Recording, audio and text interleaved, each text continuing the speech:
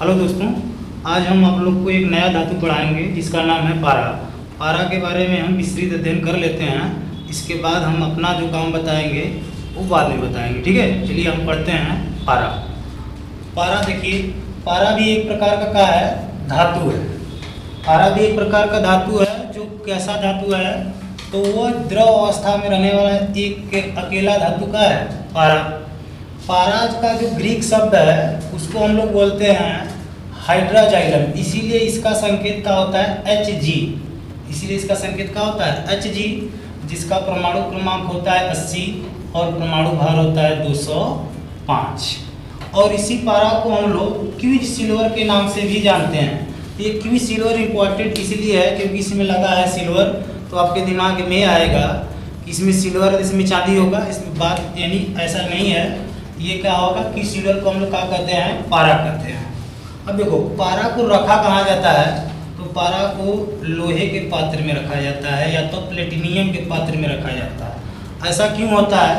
यानी ऐसा इसलिए होता है कि अगर पारा को किसी और के साथ रखते हैं, अगर लोहे के पात्र में न रखकर प्लेटिनियम के पात्र में रखकर और किसी के पात्र में से मान लीजिए कांच के गिलास में आपने पारा रख दिया, तो पारा और जब ओजोन के संपर्क में आ गया यानी O3, ओजोन का फार्मूला क्या होता है O3, यानी ओजोन के संपर्क में जब पारा आता है तो वो क्या करता है, अपना अवस्था धीरे धीरे क्या होता है, बदलने लगता है। यानी वो कैसा हो जाता है, ठोस हो जाता है। यानी कहने का मतलब अगर कांच का गिलास है उसमें यदि आप जो है पारा को डाल दीजिए और ओजोन के संपर्क में आते ही वो जो पारा होता है वो अपनी अवस्था का करता है, बदलने लगता है। वो धीरे धीरे क्या होता है, ठोस अवस्था में परिवर्तित होने लगता है। और इसी क्रिया को क्या कहा जाता है, बहुत ही महत्वपूर्ण बात है, उसी क्रिया को कहा जाता है ऑक्सीकरण अभिक्रिया।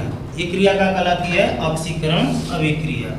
अब हम बात करते हैं अगले फैक्ट की कि मृत्वीकरण क्या होता है। तो मृत्वीकरण क्या होता है, अगर पारा है तो पारा में यदि आप चीनी मिला दिए, पारा में यदि आप चीनी से विक्रिया करा दिए, चीनी मिला दिए तो तुरंत वो क्या हो जाएगा, भूरा रंग का पाउडर हो जाएगा। तो ये बहुत बार परीक्षा में पूछा जाता है, जो भूरा रंग का पाउडर कब होता है, जब पारा में आप चीनी मिला देंगे तो भूरा रंग का पाउडर प्राप्त होगा। यही क्रिया क्या कहलाती है, मृत्वीकरण कहलाती है। आई होप आप यहाँ तक समझ गए होंगे। अगला हम बात करते हैं अतिचालकता का गुण यानी सुपर कंडक्टर।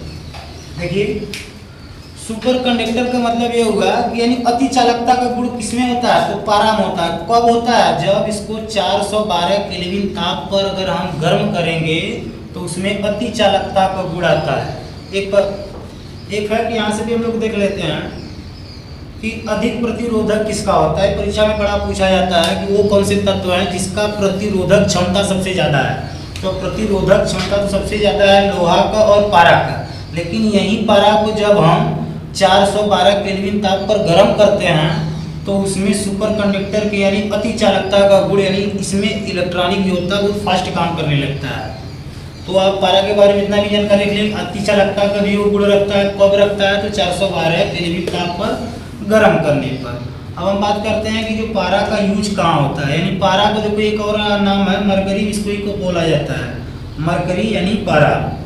तो इसका यूज कहाँ होगा, तो मरकरी लैंप बनाने में, यानी जो ट्यूबलाइट होता है उसमें किसका यूज होगा, तो मरकरी का। देखिए, अब पूछा जाता है उसमें क्या होता है, जो ट्यूबलाइट होते हैं उसमें क्या होता है, तो मरकरी का वाष्प होता है और आर्गन गैस, दोनों को मिलाकर ही जो है क्या बनता है, मरकरी लैंप बनता है।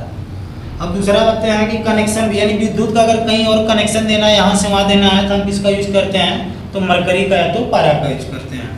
और देखिए, यूरेनियम हुआ, सोना हुआ, चांदी हुआ, इन सभी के निष्कर्षण में किसका यूज होता है, तो पारा का यूज होता है। तो यहाँ तक तो आप समझ गए होंगे कि पारा के बारे में। अब हम बात कर लेते हैं कि जो पारा हैं उनके अयस्क के बारे में। देखिए, इनका एक ही अयस्क है जिसका नाम का है सिनेवार, जिसका फार्मूला का होता है Hgs। सिनेवार को ही हम सिंदूर भी कहते हैं, सिनेवार को क्या कहते हैं, सिंदूर कहते हैं। ये पूछा जाता है किस विधि द्वारा जो है ये अयस्क प्राप्त होता है, तो कार्बन अपचयन विधि। ये विधि भी आपको दिमाग में रखना है, किस विधि द्वारा, तो कार्बन अपचयन विधि द्वारा। तो आपको यानी समझ में आ गया कि पारा के कितने अयस्क है, एक ही अयस्क है सिनेवार, जिसको सिंदूर भी बोलते हैं, उसको यानी सिंदूर कैसे बनता है, तो कार्बन अपचयन विधि द्वारा, यानी CNA के अयस्क से, इसी अयस्क से क्या बनेगा, सिंदूर। और हम बात करते हैं यौगिक का, सिंदूर यानी पारा के यौगिक की हम बात करते हैं, तो इसके कई यौगिक हैं, 2 यौगिक हैं। एक तो सिंदूर है ही पहले से ही, ये एक तरह से अयस्क भी है और एक तरह से क्या है, यौगिक भी है। इसको हम लोग HGS बोलते हैं, यानी कहने का मतलब यह है मर्क्यूरिक सल्फाइड, यानी Hg, यानी पारा जब सल्फर से क्रिया करता है तो क्या बनाता है, मर्क्यूरिक सल्फाइड, जिसको हम लोग सिंदूर के नाम से भी जानते हैं। यानी मर्क्यूरिक सल्फाइड का यूज कहाँ होता है, तो मकर ध्वज के रूप में और जल के रंग के निर्माण के रूप में मर्क्यूरिक सल्फाइड का यूज होता है। और आपको पता ही है कि सिंदूर का भी कहाँ यूज होता है, ठीक है।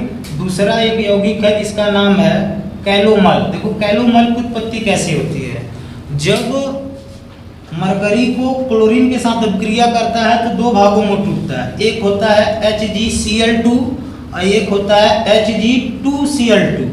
यानी जो देखिए फिर से देख लेते हैं, जब मरकरी क्लोरीन से अभिक्रिया करता है तो वो 2 भागों में टूटता है, एक होता है HgCl2 और एक दूसरा होता है Hg2Cl2। जो HgCl2 होता है उसका नाम हम लोग क्या जानते हैं, मर्क्यूरी क्लोराइड, जिसका नाम का होता है क्रोसिस सप्लीमेंट।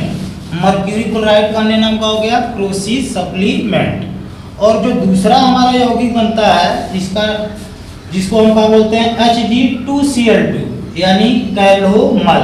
ये जो कैलोमल होता है बहुत ही ज़्यादा महत्वपूर्ण होता है। जो कैलोमल होता है उसका जितनी भी पेट की दवा होगा उसमें सभी का सभी, यानी सभी दवा में आपको क्या मिलेगा, कैलोमल, यानी Hg2Cl2 मिलेगा। अब हम बात कर लेते हैं जो मर्क्यूरी क्लोराइड है उसका कहाँ का यूज होता है। मर्क्यूरी क्लोराइड कब उत्पन्न हुआ, तो जब हम पारा को क्लोरीन से अभिक्रिया करा दिए तब मर्क्यूरी क्लोराइड उत्पन्न हुआ। उसका यूज कहाँ होता है, तो कीटनाशक के रूप में, यानी एक तरह से कीटनाशक के रूप में होता है, इसमें विष होता है। यानी अगला बात क्या हो, विष के रूप में, यानी कीटनाशक है तो कहीं ना कहीं इसमें जहर हो गया होगा, ठीक है। और यही मर्क्यूरिक सल्फाइड हो, यही जो मर्क्यूरी क्लोराइड है, ये यदि गर्भवती महिला खा लेती हैं तो उनका तो जो बच्चा होगा वो तो एक्सपायर करेगा ही करेगा, वो कभी माँ भी नहीं बन सकती हैं। ये ऐसा जहरीला पदार्थ होता है मर्क्यूरी क्लोराइड। इसका यूज और कहाँ होता है, तो सूक्ष्म पे बैटरी बनाने में, जो सूखा बैटरी होता है उसमें यूज होता है। और अगला यूज होता है लकड़ी का सुरक्षा, यदि कोई लकड़ी का सामान है उस पर यदि आप मर्क्यूरी क्लोराइड का लेप चढ़वा देते हैं तो वो क्या हो जाएगा, और ज़्यादा मजबूत हो जाएगा। और इसका यूज कहाँ करते हैं, तो कपड़ा उद्योग में करते हैं। तो ये था हमारे पास पारा के बारे में आपको जानकारी हो गई। एक बार और अच्छे ढंग से आप लोग देख लीजिएगा, नोट्स बना लीजिएगा तो और भी अच्छे तरीके से समझ में आएगा। यदि आपको ये कंटेंट अच्छा लगता है तो भाई चैनल को भी सब्सक्राइब आप भी कर लीजिए और अपने मित्रों के साथ